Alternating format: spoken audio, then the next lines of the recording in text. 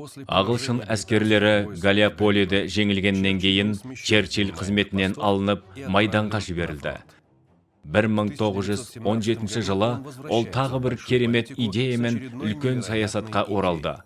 Яғни төңкеріске ұшыраған Ресейге Антантаның әскери араласуын бастау. Черчилль қазан төңкерісі мен большевиктердің билікке келуін планеталық деңгейдегі трагедия ретінде қабылдады.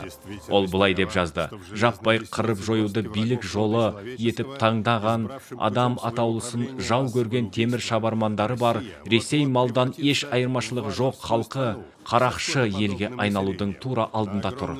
Кең байтақ өлкеде өркениет жойылып барады. Қалалардың қирандылары мен таудай үйілген мүрделерінің ортасында большевиктер жиіркенішті бабуиндей секіріп есер соқтанады. Олардың мақсаты әлемдегі барлық билік институттарын, барлық